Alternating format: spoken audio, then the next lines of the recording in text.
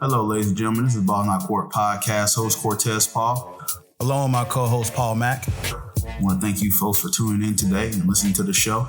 Basically, we cover basketball, football, NCAA, or anything that's related to current events with a humorous twist to it, at least. You can follow the podcast at BIOC Podcast at X or Twitter. We're also on Instagram at the same name, BIOC Podcast. You go to our YouTube channel, that's also BIOC Podcast. Our Facebook page is Balls Not Court Podcast.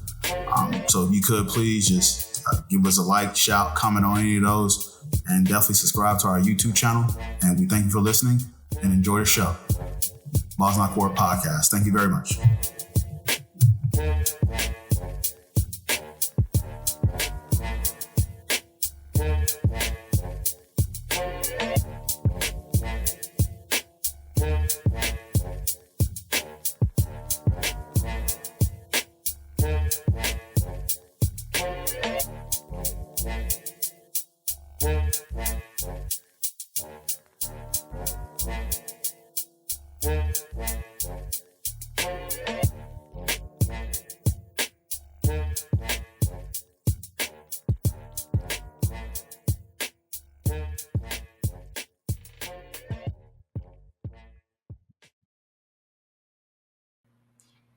Welcome to the Ball Not Court Podcast. Cortez Paul is here, as usual.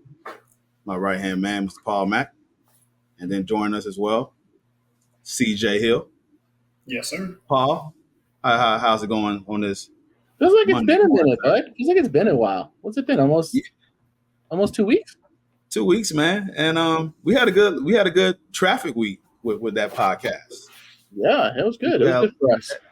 Had like 1,500 views on TikTok and with your Knicks talk and stuff like that. And algorithms fixed, huh? Yeah, I think so. I think it was weird because usually when I post TikTok videos, I haven't been getting many hits. Now I was getting all these kind of comments, and I guess, and I told people in the caption because I know it's Michael Bridges, but the way my dialect and accent is, it say like Michael Bridges. I know how to pronounce his name. It's just the closed caption didn't know I was trying to say Michael Bridges. So excuse me, people. I know it's Michael Bridges. I'm going to come down to Polk County and say what's up.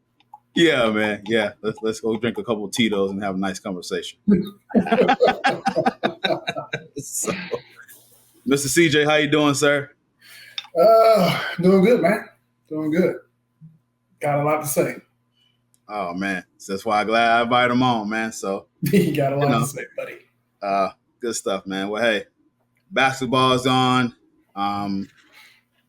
Many Man 50 Cent is back in number one U.S. Billboard charts because of stuff that's happening in the world.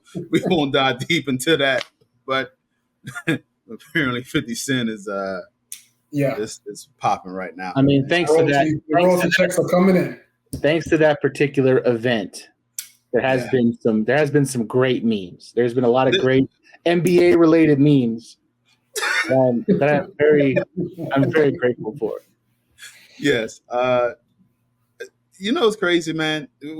We're the only, I guess, we just got to be the only group of people. Someone could have died. The president could have died. The president-elect or whoever he's running for president could have died. And we're making jokes and memes, man. Oh, for sure. For sure. We just don't take anything seriously, man. It's like 2 people did die that day, and rest in peace. You hate to hear about people passing away, but nonetheless, we're not going to dive deeper in that. But nonetheless, we just talk about the fantastic meme content that we've been getting. The Clay Thompson 0 for 10 is my favorite. Yeah, I love the Bryony one. The Bryony one was my favorite. And the person who made the joke was an old white lady named Karen. So it was just, wow, that tweet was well executed tweet. It was fantastic. So I was like, and I like I said, I work on the weekends. I'm always slammed. My phone is on do not disturb because I'm always busy. So they come out and find out, whoa, what happened? Word? I couldn't be watching basketball games that night. I'm laughing at memes the whole time. Yeah, Twitter's a wild place. Oh man! And then Magic Twitter had to get a hold of it. Yeah, it couldn't. Kale couldn't have been the shooter. AB couldn't be the shooter. Gary. Dude, yeah. I'll tell you, it's been great, man. So good to have both of you gentlemen on here. Like I said, Paul mentioned it has been a minute. Let's get into it, man, because, we was waiting for a couple of big pieces to fall. And Franz Wagner got paid 5 years and $224 million. Could potentially go up to like 250 to 60 mil if he hits certain. That man at 270. So I see CJ wearing the jersey first. So I'm gonna go ahead and let him talk on it, speak on it, and your thoughts about Franz Boogie Man is staying in Orlando for another 5 years. What's your thoughts? Pay the man. I mean, there was no other option. You got to pay the man. I mean, he's been. Outside of Paulo, he's been the next guy for 2-3 years now. So just pay the man his money. We'll be all right. 1%. No matter. We ain't worried about the playoffs. I mean, everybody on the team pretty much stunk it up in the playoffs. Let's just move on to the next season and just pay him. Here's the thing that get me about the whole Franz thing. Everybody threw that. Well, he only shot 28% from three-point line the whole season. The man shot 40% from the field, 57% from two-point land, and 85% free throw shooter. So that tell you right there, he can shoot. It's like especially the free throw is a really good indicator that you can shoot, and he'll get out of it. And everybody want to bring up Game 7 Franz. Like, oh, yeah, he had 6 points. He was 0-5 from three-point line. He didn't show up. Well, let me just give you a reminder. We wouldn't have got to Game 7 before if it wasn't for Game 6 Franz, all right? Game 6 Franz had 26 points and 11 for 11 from the free throw line.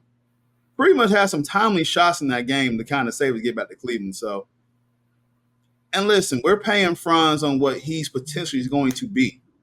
We're not paying Franz for what he is now. And Franz, what he is right now, is a hell of a player.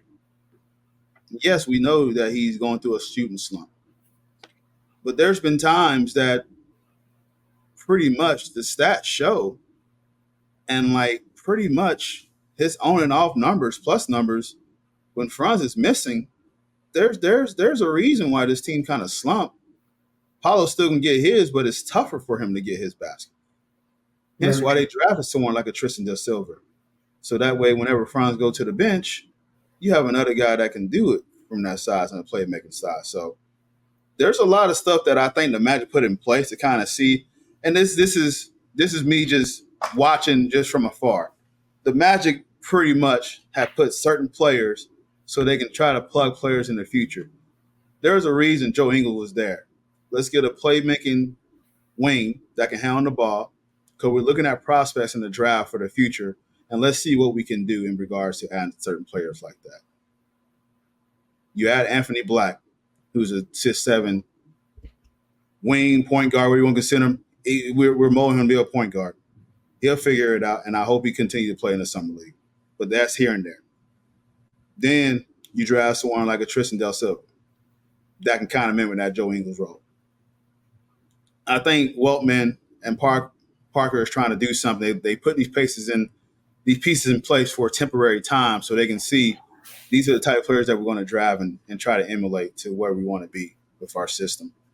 Franz is an integral part to this Magic core going forward, whether we like it or not. He'll figure it out. He'll get his shot down. But I'm so glad that he got paid. The man deserved to get paid. Franz is one of those guys that doesn't really do any extracurricular activities. He's not really busy on social media like that. The guy just go in there and hoop. Magic draft particular guys that just go hoop. And like, you got a few guys that go out and party and do what they got to do. That's normal. They're 20-year-old young men, like 20, 21, within that range. They're young men, so they're going to do that. But for the most part, they're going to put in the work. You got hoop, you got gym rest that you draft. And so Franz Wagner, congratulations to the extension. I'm looking forward to many more years in Orlando. And I'm going to get Paul thoughts on it because I know Paul is a big Franz fan as well. So your thoughts about his extension, Paul, coming back to Orlando and the gripe that's being criticized about from people saying that the contract is crazy. I mean, you can't deny what he did last year, right? I mean, put him alongside Paulo. There was many games where he would look better than Paulo. And I mean, Paolo is the franchise. Yeah, he had a couple tough postseason games, but first postseason, man.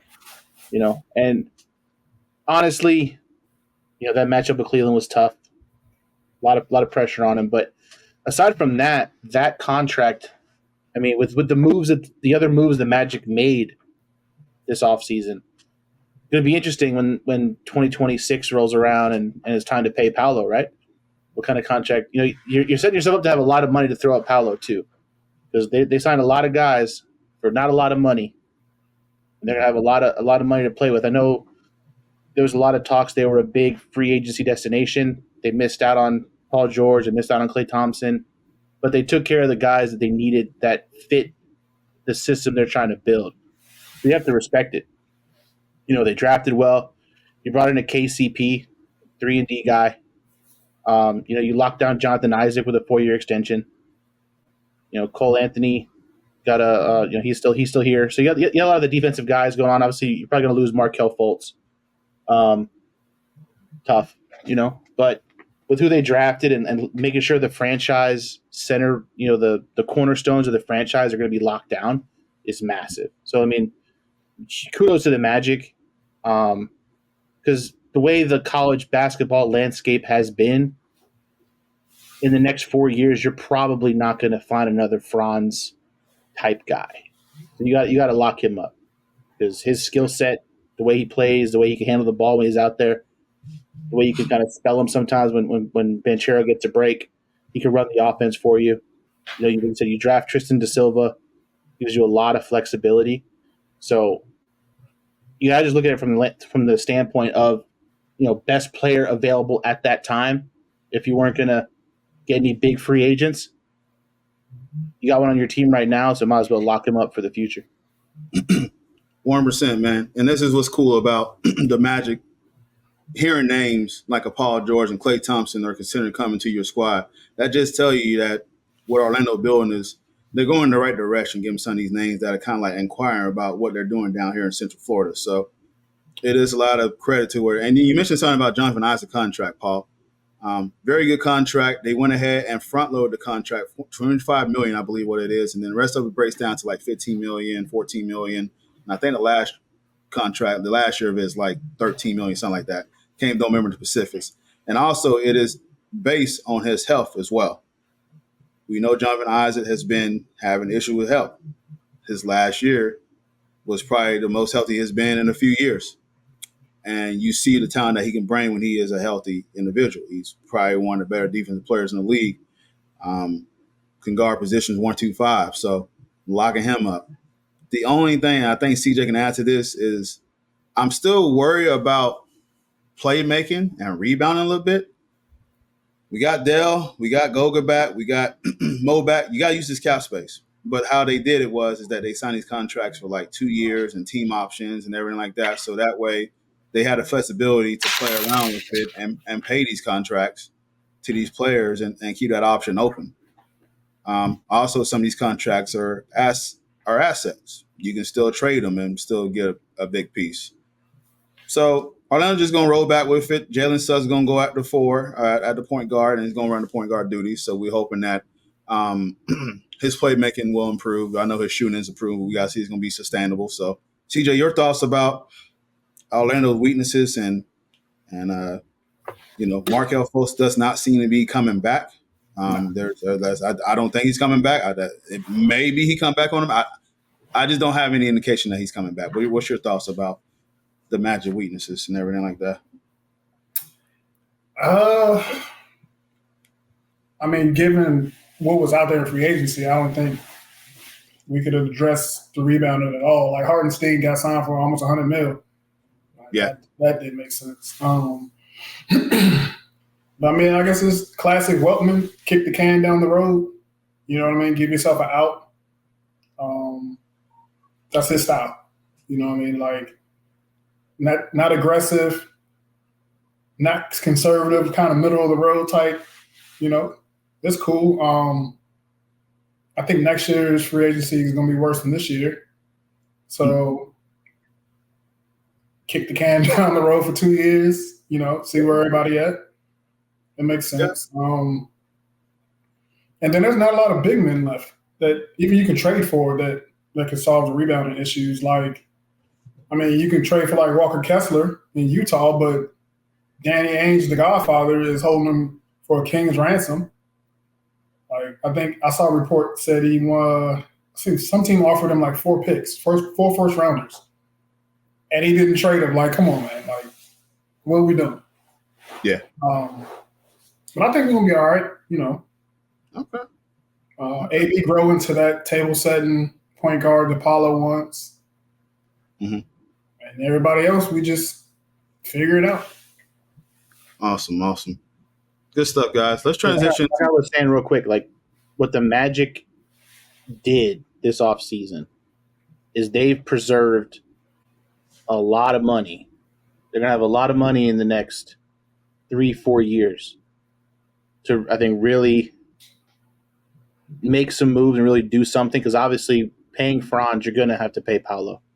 Yeah. So you're gonna have your two max contract guys, your two big max deals. But the fact that these other guys are signing for not a whole lot of money, man, and obviously coming to Florida, there's no state tax, so you're making a little more than you would if you signed that same contract in LA, in New York, in these other bigger markets. So you are making a little bit more money that way.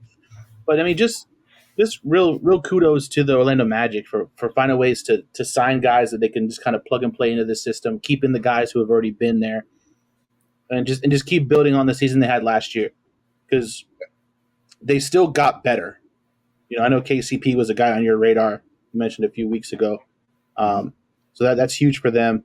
Hopefully Gary Harris can figure his shooting out, but I still think they need 3-point shooting and rebounding. But we'll see what happens. I mean, Jalen Suggs is becoming a little bit of a better shooter. Jonathan Isaac, when he's healthy, can stretch the floor a little bit. But they still have that length that kind of got them where they had to get last year. So that's solid. And like CJ was saying, the free agent market the next couple of years isn't going to be great anyway. So you might as well invest in the assets that you have, and then sign some other guys to potentially use for trade bait later and get some the pieces for them. So, just real shout out to the Magic, man. So the Magic are trending in the right direction, and you love to see it. So y'all thoughts about PG going to the Sixers? Move the needle for you guys, or no? And I start with you, Paul. I mean, Paul George, does he make them better? I don't know. Like, because it's going to be another one of those situations, right? Can Embiid stay healthy? Can Paul George stay healthy? Like, can they be on the floor at the same time? That's always the issue when you bring these guys in, right? Like, Paul George already was being managed pretty lightly with the Clippers last year. Deals with injuries. Obviously, Joel Embiid is made of glass. That guy's bound to get hurt. You have Tyrese Maxey. You have Tyrese Maxey, who has just exploded onto the scene last year. So, I mean, you have the point guard locked up. You have the dominant big man locked up. But, is Paul George still a dominant 3? No, I think he's just the wing you bring in to compete with the Boston Celtics of the world. It just seems like everyone's blueprint is, how can we match up against Boston? And you have to have a lanky wing that can shoot, that can handle the ball, that can get to the rim. But, I think their trajectory is the same as it was last year if Embiid doesn't get hurt for, 30 games or whatever it was that he missed where Philly kind of tanked. Obviously, a Paul George can kind of keep them afloat a lot better than like a Tobias Harris can. Mm-hmm. But, I just think the big 3 thing, like the signing all these big guys, I think that era is kind of done. I don't think it really gets you anywhere. Yeah. So it'll be interesting to see, but I just think, and I know PG was saying that he wanted to stay with the Clippers, and there was some contract stuff. They were kind of offering him a lot less than he was willing to take, and the years and trade clauses and whatever. So he went to Philly, but with the way that the Knicks have gotten, with how Boston is, Philly might still be, 3, 4, 5 if these other teams stay healthy as well. So it's you're not making yourself a front runner in the conference, adding a Paul George. But we'll see. All right, good stuff. TJ, your thoughts about PG? Does that move the needle for you? Him going to the Sixers? Not really. I mean, just based on how we know, like, how it's going to go. It's always going to take a couple years for it to gel. The first year, second year, they probably, have their feet underneath him. But at that point, he's going to be like 36. Year 3 is when they really should be clicking, but now he's 37. You know what I mean? So, and then you got to think about the CBA with the tax apron. Yep. You know what I mean? Like, everybody else is so far underneath it, they can make improvements, but they're right up against the first apron, or they might be inside the first apron by now. But in the first apron, yeah, you really can't make any changes to make sense unless you get like. But there's going to be a classic. Oh well, you got the older guys on vet minimums chasing the championship coming there. Yeah, but everybody else below them, like us, we're improving steadily with quality players. So, I mean, it looked good on paper. Like Paul said, Embiid's made of glass. He looks out of shape right now, and it's July. So, I don't know, man. It's just if it came to us, I'd have been cool with it. That was my first choice, but yeah, that's whatever. Yeah. Then once you saw that he was getting paid near $50 million per year, I was like, remember I texted you? I was like, nah, I think we sit this one out. I'm out. I think we're going to sit this one out. Yeah. I'm out. We ain't built like that. Nah, we gonna go. Yeah. I mean, you just gotta look at the rest of their roster. You know what I mean? Like the rest of their they got roster. like 8 guys. Yeah, they got 8 guys so far. 8 or 9 guys. No, they got 10. So they got 10 guys. But still, like. But the talent of those guys, you know what I mean? Like you front loaded your big 3, and you're still vulnerable everywhere else. Kyle Lowry, they got Eric Gordon. They got rid of Paul Reed. Paul Reed in there no more. Yeah, they cut Paul Reed just to get extra money. Yeah, Andre Drummond. Yeah, the only guy I think has a little bit of upside is Kenyon Martin Jr. Like KJ Martin. Yep. Like other than him, then they got the rookies, obviously, but still, that's asking a lot of the rookies. The second year guys. It's a weird dynamic for Philly because I don't think they got better. Yeah. It really just like I said, it's contingent on Embiid's health. If he can stay healthy and give you like at least 60 games, but he just got to cut some of that weight, man. He's getting older and them knees are cooked, man. So one of those that he just really got to watch what he do health-wise. We've been saying that for 10 plus years now. Yeah, so, but he's talented when he plays. He's a handful when he plays, but it's just one of those that whenever he went down, you saw Philly. They was literally like the best team in the East for a bit, and then he went down, and they're in the play-in position. Yeah, they just made it hard on themselves. So when Embiid play, they're a tough out. It's really you just gotta stay healthy. Paul, before we go to Summer League, let me get your 2 cents thought on Jalen Brunson taking this contract took like a discount, didn't he? You love to see it. Power of friendship, huh? You love to see a guy who hasn't gotten any of the credit he deserved all last season. You know what I mean? Guy was just for some reason was never in the MVP conversation, wasn't all NBA first team conversation. Just coming out there, setting all kinds of Knicks franchise records, just doing everything, and it's the fact that he could have come out and the Knicks could have literally thrown the house at him and locked him up. But the fact that they were able to lock him up for $100 million less than they needed to, just to have the cap space to make some other moves to build a team around him. Yeah, What a guy, man. What a guy. He gets to play with his best friends every day. My man's living the dream. You know what I mean? Like, I tell you what, though. Hey, as soon as OG I know we have a string of bad games, Jalen Brunson going to cuss him out. Yeah, bro, I took a $100 million pay cut. $100 million pay cut. You better not be sitting out. And Jalen Brunson got the right to cuss him out, too. Yeah, but at the end of the day, OG really has one job, and that's to play lockdown defense. Yeah. Any points you got at OG is extra, but you're bringing in Mikal Bridges to fill that void to get you scoring at the 3. Mm-hmm. So I don't think you have to really worry about that. You're only going to need about 10, 12 points from OG and just need to make sure he can just lock down the wing across from him. So, you got Julius Randle. Figure out what you can do with Julius Randle now, but you got money left over now, and it's a shame because they have enough money left over. They could have brought Hartenstein back, but it is what it is. I don't think he's worth $100 million or whatever the hell it was that the Thunder paid that man. Nor do I even know where you play him to pay him that much money. That's the crazier part, right? Like, where does Hartenstein? Right, you're paying a guy $100 million to come off the bench. That's crazy. Nah, he's a starting 5. It'll be. You think so? Yeah. It'll be him, Holmgren at the 4. Yeah, Chad be the 4. And then what?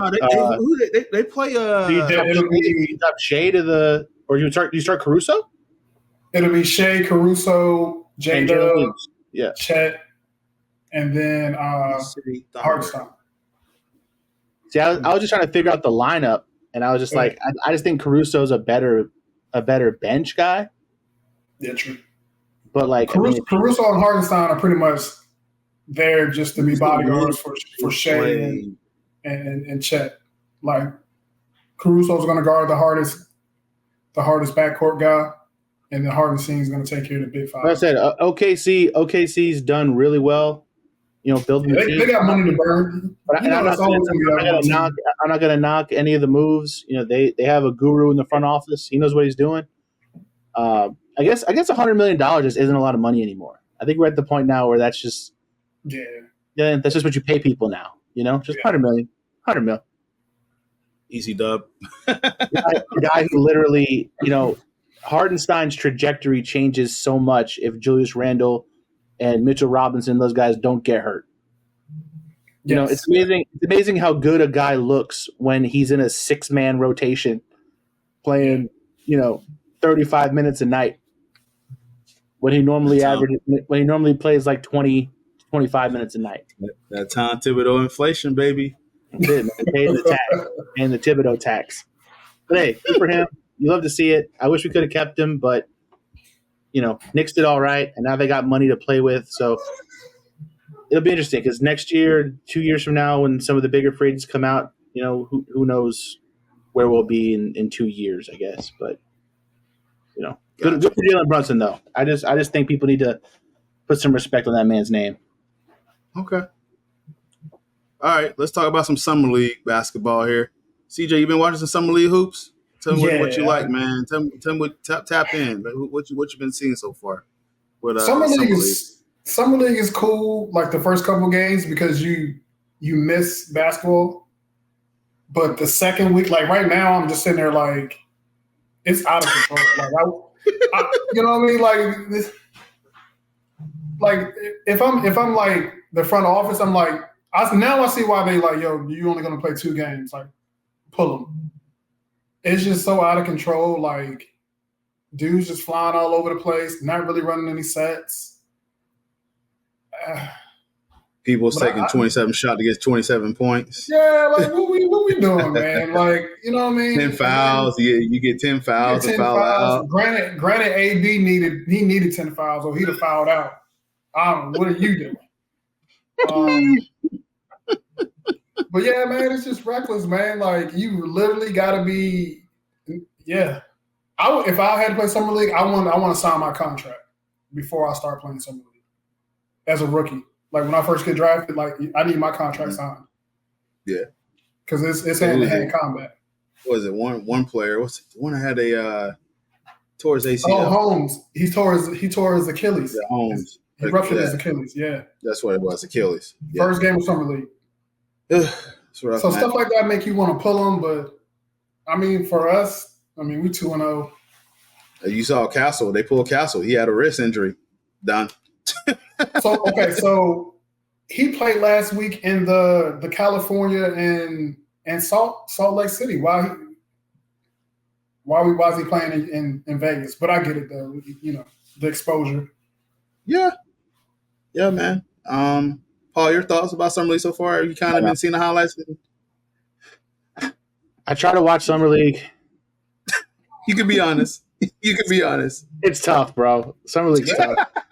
Summer League is tough, especially when you have like the guys who were like on an NBA team last year and they're just in the Summer League, and they're just like, "Why are you there?"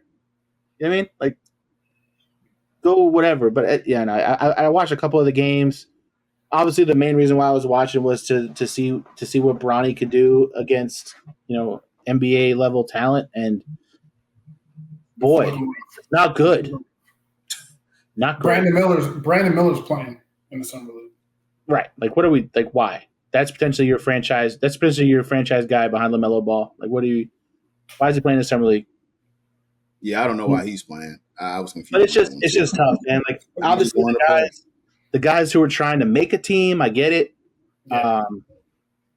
But like, I don't know. Just do a little showcase every year, a couple games, and like that's it, man. Because like it's hard, dude. It's hard to watch. I watched. What did I watch the other day? Yeah, I think it was San Antonio and like somebody. I don't know, but man, that was some Sacramento. I think that was some ugly basketball, man. Yeah, Sacramento. Yeah. They didn't even have a point guard on the court. No, it was ugly basketball, bro. It was like when you boot up like NBA 2K and you go in as a solo and they pair you up with like 4 other solo dudes, and like everybody trying to get theirs. And the game's not smart enough to like know like, hey, I need a point guard, a small forward, a power forward, a center, a shooting guard. They just take the 4 or 5 guys that show up at the same time and just throw you on the court. That's like what Summer League is. Just like fucking wind them up and watch them go. Yeah. And that's what the chaos to it with that is you try and put a team together with G League players and draft prospects. You just try and give them a little sample of the league of what it potentially could be. But like this used to be a Vegas thing, right? And then it's kind of expanded over the last few years. Like now they do a California Classic and they do the Utah Summer League. So it's all a cash grab for them with them TV contracts. Yeah, pretty much. And I can tell you guys because I went to Summer League. It's live. It's one of the best experiences ever, dude. You sit there and run to like just random players. I ran to Gary Payton. I ran into like the Orlando Magic beat writer Josh Robbins. Like you just run to like they're out there and you see just random players just walking around. So it's just this whole big grab and it's pretty much just like a YBO BOA feeling because these games are all played in one day. You got 2 gyms, so you can walk around, you can drink, you can eat pretzels, you can eat nachos, you can get a wristband and come back. So I remember I went 3 years ago to watch. This is when Franz and Jalen was playing.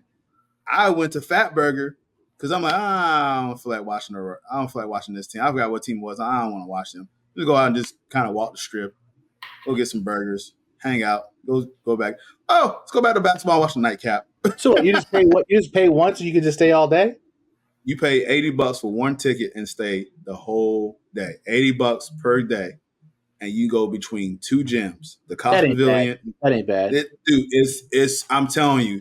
Once I told people like he's like, yo, why you come to Vegas? Like, you come to gamble? I come to watch basketball. They're like, my buddy's like, why you rent a nice car? I'm like, wow, I'm in Vegas. I want to no, listen. I literally funny story here, side track, and we'll get back on track here. But let's tell our story here. I literally went to one of these casinos. What was it? It was by the fountains of Bellagio. Went to go park my car, walk in there, and before I got out my car, I literally had a dude pull up in me in like a 2008 like G-Wagon Beamer, trying to sell me his like watch. And he's like, bro, like here, what? And he handed it to me. I'm like, man, get your watch out of my hand, get out of my face, man. I don't want no watch. I don't care. Like you lost money, bro. Get out of my face. And literally begging me to take his watch. I'm just like, yo. And then you're walking around, and you see like, women cars on the ground for services they can provide at a later time. Just like, Vegas is a weird place. Yes. I just come here to watch basketball. Right. I came here for one thing. I just come to watch basketball. That's all I'm here for. And listen, Summer League's a blast. I'm thinking about doing it again next year because Cooper Flatt's gonna come in this class next year, and I got to see him. I'm thinking I got to see him. The way the summer league's looking right now, they could charge you $120, and they could just call it a stay and play. Because if somebody gets hurt, they might just grab people out the crowd and have them fucking fill the court up. Hey, put me in, coach. Put me in. Stay and play pass. So my hamstring is good for 2 times up the court. I'm good, bro. There you go. So I'm gonna say I've been pretty impressed with 2 of our Magic, man. Jet Howard. You know, I this is the thing when I was so glad when I found out that Orlando was going to get a G League team. Because at some point in time, what we as particular fans of this Magic club that we vision, like, you're gonna have a lot of time at one point in time, so you got to send them somewhere to get some reps in. Yes. Jet Howard has looked comfortable, man. He's averaging 18 points per game. He's shooting 46% from 3-point land. Really moving the ball very well. Kind of reading the defense there. At the end of the day, some of these guys just need reps. Yeah. This league is getting deep. I see why they need an expansion. They need to add 2 teams because the talent pool is ridiculous. That the fact that some of these players that we have on the Magic is not getting rotation, man. Like, there's no way that I'm thinking like AB should be in some. He's got to be in a rotation. He just got to. That's how much time. That's why there's a thought of Markelle Fultz. If he's not coming back, we're still worrying if he's coming back. There's a reason why that this is up for the debate. But good Lord, man, Tristan Da Silva, man. I was telling people, like, dude, we need to draft this kid. And they're like, well, Whitman don't draft young. He don't draft old 4-year players. Well, listen, we're in that kind of stage now that Orlando is going to the playoffs, and we're going to plug in players that's mature, that can do stuff very well. Yeah. This is where we're at. Tristan Da Silva, his boy is not missing from 3 line. He's 54% from 3-point line. And playing particularly well, moving the ball very well, and he's more quick than what he thought it was on defense. I thought it was going to be a adjustment for him on defense. But, I mean, listen, it's 2 games in Summer League. I'm not jumping to conclusions. It's a Summer League, as we just mentioned before. It's chaos. But for the most part, he looks slowed down. He's not sped up. Yeah. That's what he's surviving. He's surviving the chaos. Exactly, and he looks pretty good. Like, you can tell that the echelon of, like, Summer League players, he's in there, but he's definitely an NBA player, NBA rated player. Jay Huff, though. Jay Huff. That white boy's hooping, man. Paul, pull up some highlights. I'm telling you, this dude got the ball at the top of the key, dribbled 2 dribbles, and throw it down with a flush one hand. This dude ran the break by himself and threw it down. I don't know what this dude is drinking, bro. Like, he is everywhere. This dude needs reverse jamming it from the free throw line. Like, what we doing? Yeah, dude is nasty, bro. Like, this goofy little white boy from Virginia, dude. With Virginia he's throwing it down. I'm just like, yo, Jay Huff is hooping, man. Like, Orlando, give him a 2-way, but somebody got to sign that guy. Somebody, listen. I'm selfish. Keep the guy in the G League, but he needs to be on the NBA roster. That dude is everywhere, man. So, somebody watching play some defense though. I need him to play some defense. Yeah, for sure. Need you to block a shot here and there, because. But looking at some of these, Reece Shepard for the Rockets, dude's a bucket from 3. Kentucky, that dude can just snipe. Stefan Casper, he got shut down. He had one game where he had like 22 points, 5 rebounds, 4 assists. Matas Buzelis, the wing player from the Bulls, had a nice little dunk last night and stared down the guy. Just stared down the guy. He got that dog in him. Yeah, dude. Just like, yo, okay. So it's been some fun players to watch, man. So looking at some of the other players. Good too. What's his name? I can't. Zachary Richardson. Richardson? Yeah. I've never seen him play other than some YouTube stuff, but he gave the Wizards that work. Yeah. And speaking of the Wizards, I'm disappointed Alex Sarr right now. He's he's not looking good so far. But once again, Summer League, chaos. On the Wizards, And he's playing with a bunch of ball hogs. He's a big exactly. ball hogs. Yeah, you know how it is, man. So it's just it ain't never really gonna work. It's all over the place. But Julian Strawther from the Nuggets, he's gonna step right on in. They're gonna need him since KCP is gone. Yeah, for sure. So man, Summer League is the kid from the Knicks. Tyler Kochek from the Knicks. Yeah. Everybody's saying he's like a TJ Connell clone, but he was like, "Don't box me in like that."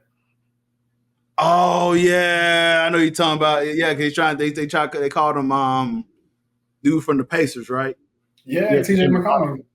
TJ McConnell. He said, hey,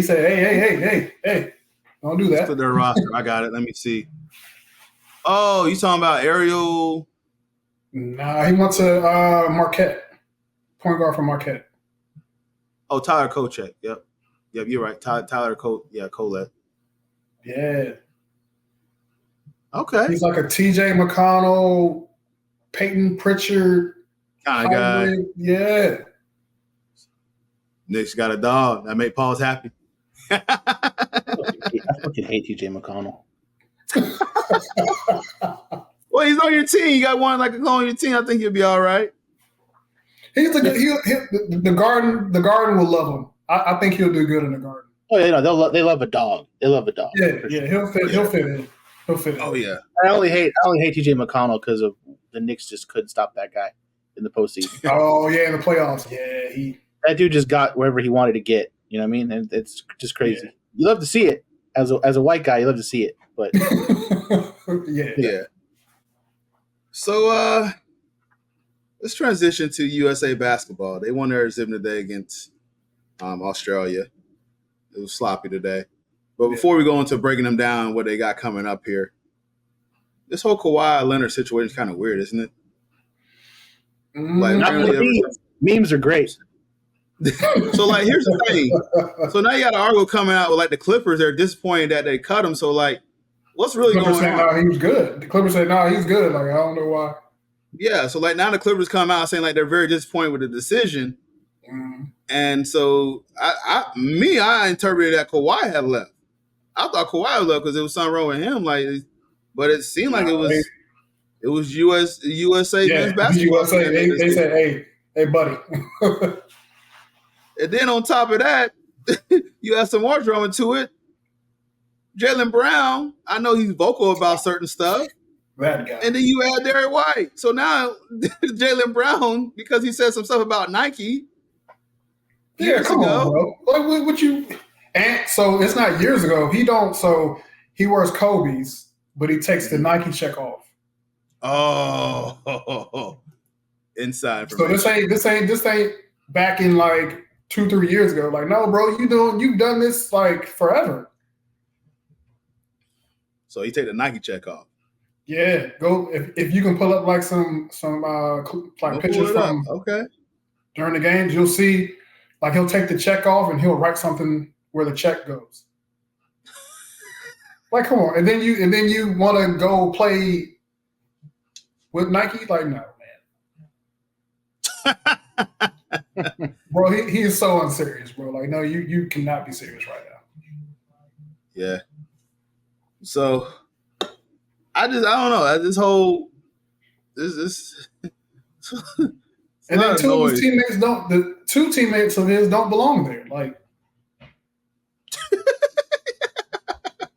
you know what I mean? Like they're I don't even know how they got on the team. Okay. So here's the next showcase. They got Serbia coming up on the 17th, South Sudan on the 20th.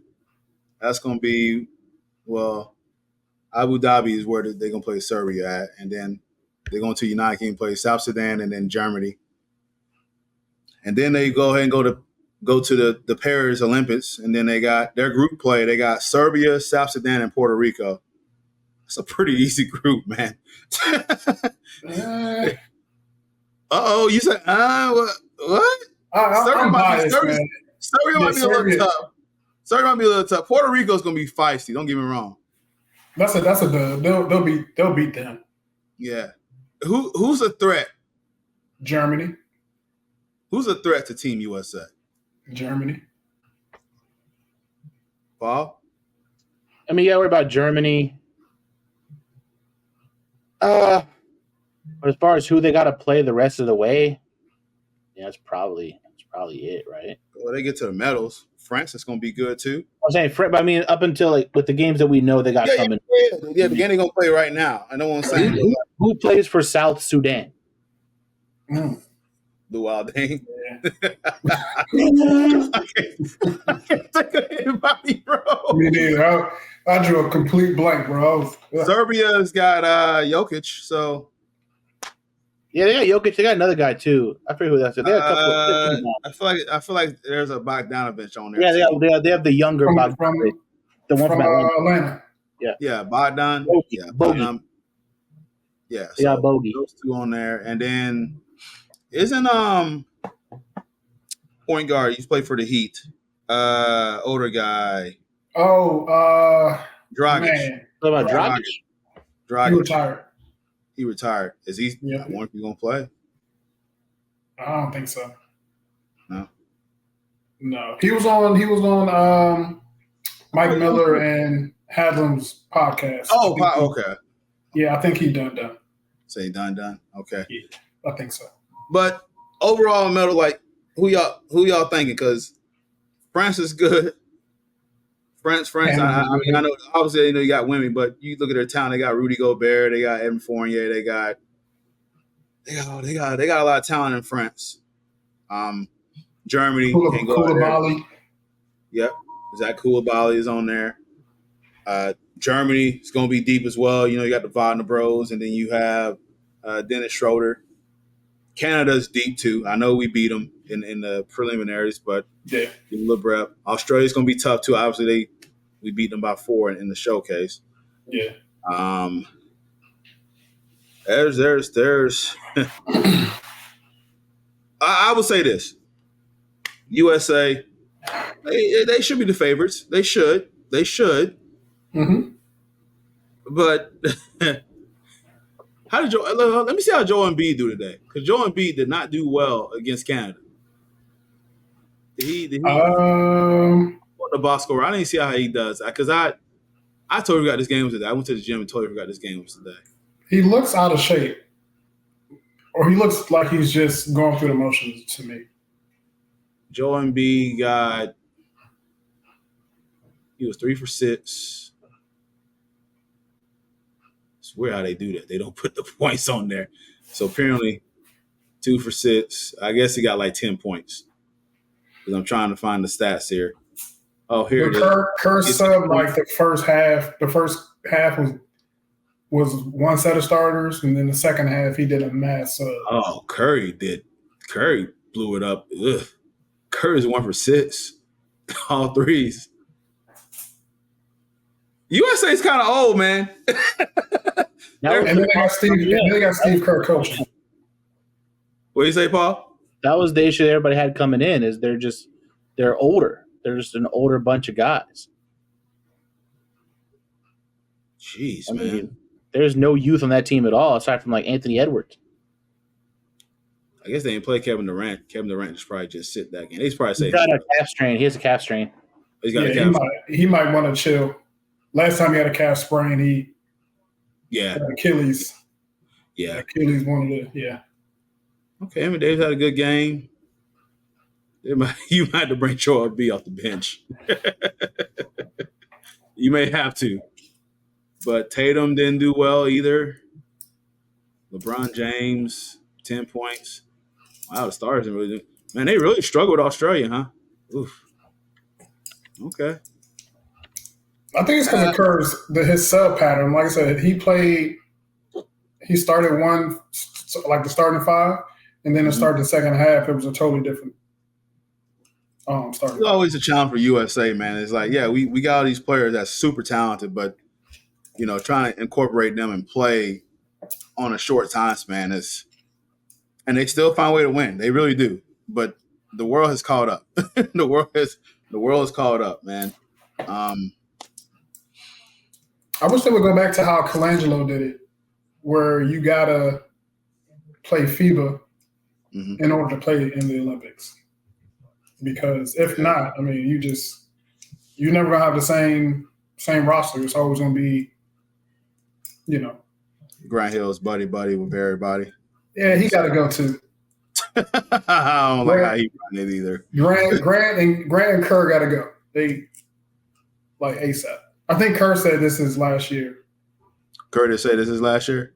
Yeah, I think he said it already. Okay. But, I mean, who does Spain got? Whatever happened to Spain? Spain kind of fell off? Oh, yeah, because they lost the Casals. Yeah, they did kind of fall off, yeah. They got a Hernan Gomez starting, Rudy Fernandez. Rudy Fernandez. That's a name. He was a baller back in the day, like 10 years. That trailblazer boy, Rudy Fernandez was a hooping. Yeah, jumping from the free throw line. Well, I don't think he plays on their team anymore. So you're looking at their best player is Willie Hernan Gomez. Ooh. That was his game. Not even the better Gomez. Juan's the better Gomez. Yeah, not even the better one. They got them both. Oh, no, they do got Rudy Fernandez. My man's over there, 39 years old, still hooping. Rudy's playing? Yeah, bro. I think Greece is in there because I saw Giannis. Yeah, Giannis. Yep, Giannis. Giannis. Yeah, Greece is in there. But France is tough just because of their size. Yeah, France is going to be, bro. The way they've been playing them too is they're subbing Wemby and Rudy Gobert out at the same time, and then, so they're both on the floor together always. Right. Yeah. That's tough. Yeah, man. That's why I'm hoping that Embiid really embrace the challenge and Anthony Davis, because listen, France got the length to bother us. France got the length to bother us, dude. So, like, France and Canada, I know we beat Canada. France and Canada scares me. Those are the two teams. I like Germany too, but I think we'll get Germany. But France and Canada scared the dog piss out of me. Yeah, those are the two teams. Like, we get to the medal round. Mm-hmm. Those are the teams that, because if Steph Curry gonna go 1 for 6 from 3, they ain't gonna cut it in them, because guess what? They're gonna close that paint now. And yeah, they got defenders. They got Shea, Lou Dort, Dylan Brooks. They got size. Inside the paint. Yeah. RJ Barrett. Kelly Olynyk. They got shooting from the bigs. I get picked on 12 at a time. Like, what you mean? I'm telling you, listen. Yeah, we beat them in the exhibition play. Guess what? The first game, everybody amped to be there. Did you see what happened in the second game? A Joe Ingles, Patty Mills led team. They're stacking around with Australia. Listen, USA men's basketball team get bored at times. This is their MO. We know about USA men's basketball team. They get bored.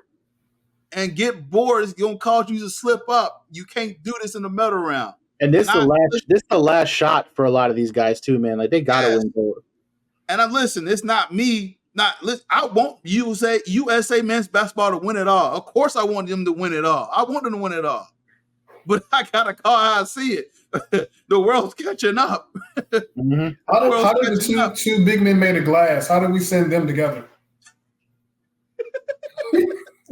Come on, man. Help me understand it. Right. And you had all these other young cats that you could have picked up, and we could have ran them out the gym. But you go get Bandy legs. You want to send Paulo over there? Come on, man. He's playing Paul at the 5, which I hate that thing, but he's playing at the 5. Let him bring women out there to the paint. Okay, guard me. You know he's physical. All these other pieces that we had on there playing on the team. But okay. I want Paulo to go play for Italy. From here on out, I want him to go play for Italy. But I will say this, though. The U.S., all these old cats that's going to fizzle out, all these young cats, America's going to be back on top. I say this. I won't be worried next 4 years with Team USA basketball. I won't be worried next 4 years. No. We're bringing all these old cats back. Mm-hmm. I'm worried now, but next 4 years, no, I'm not worried. USA's dominating. I don't know. France scares me 4 years. Yeah. Wemby. I'm talking about Star. yeah. Wemby, Star, Koulibaly. And then Zachary Ricochet. He's also Ricochet. Yeah, he's from France. All these boys, man, come from France, man. So yeah, France coming, bro. France is coming. Germany's gonna be still tough too in 4 years too. Don't get me wrong, Germany's still gonna be tough. They're just gonna have Franz. That's it. Franz and Mo the only ones gonna be there. Tristan? Oh yeah. Franz and Tristan, yeah. They'd be all right. Mo. They'd be a metal team. I don't think they'd be a gold. They'd be a metal team. They won't be like gold. Yeah, their 3, 4, 5 would be solid. Mo, Franz, and Tristan be solid. Australia's getting old, so I we'll see what happens with Australia. Let's Ben Simmons get off and stop playing Martin. Yeah, no, he done. Man, fuck Ben Simmons. Good call. All right. Paul, you want to talk about some WNBA? Caitlin Clark action? I mean, not a lot really happening right now. They're about to go into their All-Star break / Olympic break, so a lot of the big name people aren't going to be around. So I think that the show was really the first half of the season. But no, I mean Caitlin Clark as advertised. I think Angel Reese is surprising a lot of people.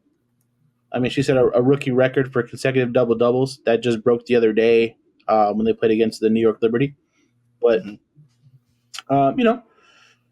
it's been interesting just because of the spotlight that's been put on the WNBA.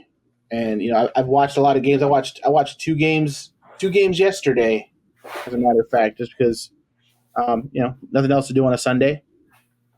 So I peeped some games, but it's interesting with their scheduling because like tomorrow is Tuesday, and there's an 11:30 a.m. game, and there's a 3 p.m. game. So if you ain't got shit to do on a Tuesday, Pull up. There's women basketball on ESPN. But no, man. I mean, it's going to be interesting because of when the season is. So like this is the time where the WNBA season is kind of weird because everyone that's on a national team isn't going to play pretty much the second half of the season, and they're already on kind of a condensed schedule. They're playing a lot of games over a short period of time. So they're going to go into their All-Star break. Then it's the Olympics. So now it's just Caitlin Clark's time to kind of carry the league now because all the big stars are going to be off to Paris doing what they do. So, it's kind of fizzled out, but it was fun while it lasted. And like I said, they're in a good place, man. There's a lot of talent. There really is a lot of talent. Sometimes those games are kind of ugly. There are some ugly games to watch if you ever try to watch a whole WNBA game. I put in a couple parlays on some games that were blowouts, and when they empty the bench in WNBA, them girls are coming in shooting. They are not playing conservative at all, and they can really screw some stuff up for you. So, so I've learned a lot watching WNBA, but no, man, it's cool. Liberty are the number 1 ranked team in the power rankings right now, so we're looking good. Obviously, we made it to the finals last year and lost to the Vegas Aces, who are a really good team. But maybe this year, maybe New York, if they win a championship, it's the women's basketball championship. Maybe we can get something. We got close. We got close in the NBA. We got close in hockey. We're right there. We're right there. So good old Stewie. Good old Stewie. Exactly.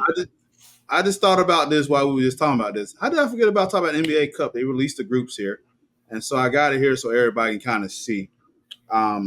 So, of course, they're going to the 6 groups. The NBA Cup is going to start on November 12th. The new in-season tournament? Yeah, an in-season tournament. So they call it the NBA Cup. They changed the name, I guess. So they're modifying it. So the Emiratis group NBA Cup. So here's the groups. Can y'all see the groups at all on the screen? Y'all can see it? Yeah, good, yeah. Tell me what y'all think, man. This is what we got here. And I'll start with you, CJ. What you think so far with this whole you see who Orlando got, and tell me what you think. And yeah, I think we got shafted. And how you like this whole end season tournament now that we're a year in it now. So I think it's dope. It makes people play. You know what I mean?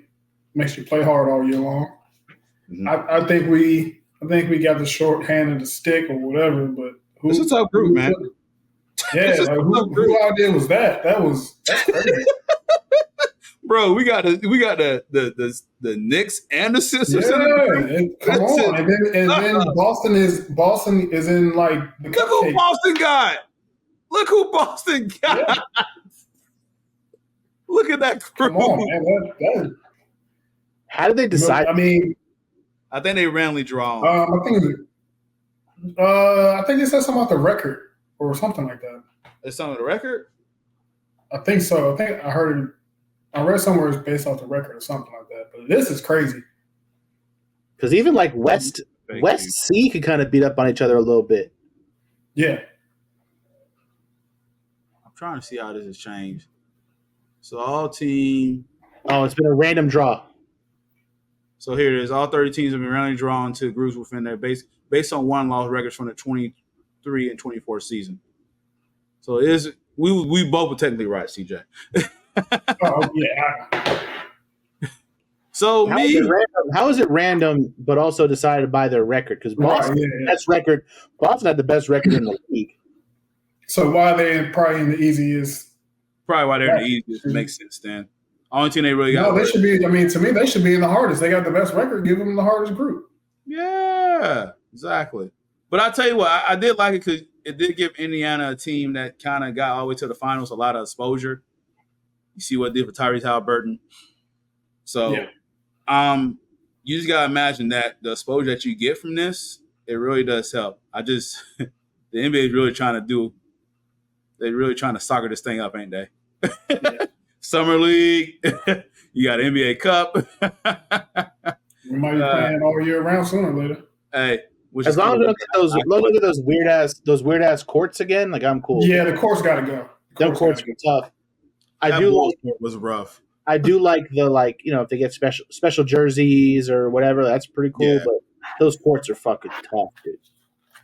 Yeah, I mean, if they keep the center the same, but on the outside still be hardwood, that'd be cool.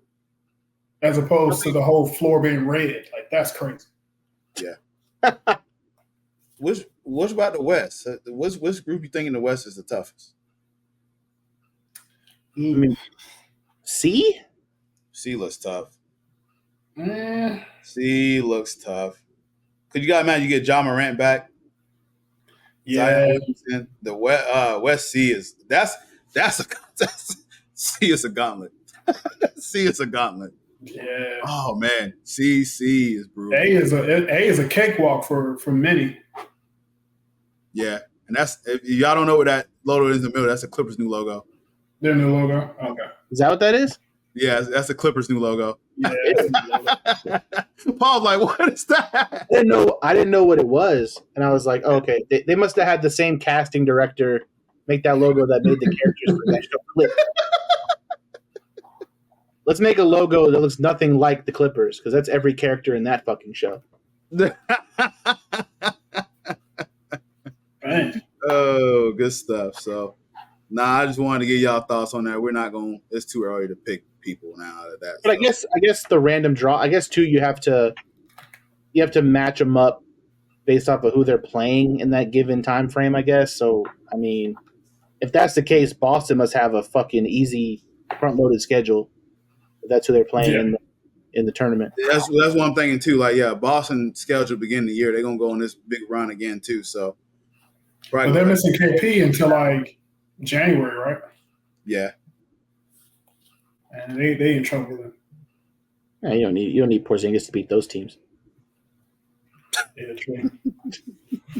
He might be tough, but they got size, so that's the only team. But, that's crazy. I'm only worried about the Knicks and ours. That's it. Yeah, Knicks gonna be tough. Sixers, eh. They still have to gel. They have to gel still. Like Philly's got to. That early on, that's all. Yeah, it's early in the season. And as far as I heard, Orlando's going to New York in both of these trips. So we play away for the Knicks and the Sixers, but we play home for Charlotte and the Nets. But Brooklyn took us out back twice last year, so it ain't like it's really a cakewalk. Well, they ain't got Michael Pierce on the team anymore. He scored like 30. No, man. What's the one kid? Darren Michael Sharp. Pierce just killed us. Yeah, he went for 50, and then the Sharp kid just abused WCJ. Oh, that was rough, man. Yeah. Paul, before we close up, man, you got anything to add about it's been a while since we did the segment, but no, man. I mean, it's a slow time, bro. Nothing's really going on. Nothing's going on, man. I mean, I guess, you know, taking pop shots at a presidential rally kind of stinks. Don't do that.